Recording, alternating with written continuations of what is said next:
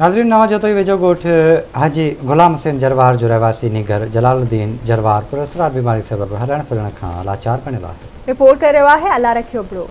नवां जतोई जे ॻोठ हाजी गुलाम हुसैन जरवार जे रहवासी फ़कीर इम्तियाज़ हुसैन जरवार जे 20 सालनि जो नौजवान पुट जलालुद्दीन जरवार पुरस्कार बीमारी सबब माज़ूर बणिजी हिक ई जगह ते वेठल आहे, जंहिं सबब संदसि वारस सख़्त परेशान आहिनि।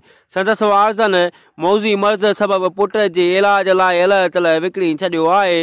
हिन वक़्तु खाइण पीअण लाइ कुझु बि न बचियो आहे। इलाइक़े जे चूंडियल नुमाइंदड़ तोड़े वस वारनि वटि केतिरा ई दफ़ा पंधु करण बावजूद बि को बि परघोर न लधी आहे। मुंहिंजो नंढड़ो बीमार आहे कंहिं टाइम खां वठी, छो जो आड़नि चाड़नि ॾिथ ॾियारी सूमरा असां वटि जेको मुंहिंजो हाल हुयो मूं इलाज पे कयो।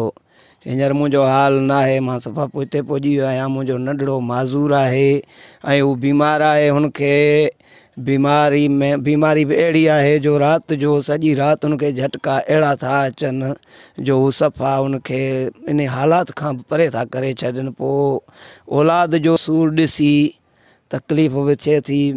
पोइ पाण जे बि अखड़नि मां ॻोढ़ा नार वही था पवनि। औलाद जहिड़ी चीज़ आहे।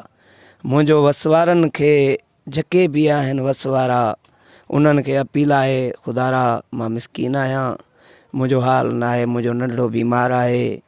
पोलियो जे बथस ऐं ॿियो त वरी बुखार में झटका थियनिसि था ॾाढा, बुखार थियसि थो झटका ॾाढा था थियनि। सो मुंहिंजी वसवारनि खे वसवारा आहिनि उन्हनि खे त असांजी ख़ुदारा मदद कई वञे त मां नंढड़े जो जीअं इलाज कर। असां पाड़नि वारनि छोकिरनि त ॾिसंदा आहियूं त असांखे ॾाढो रोअण ईंदो आहे।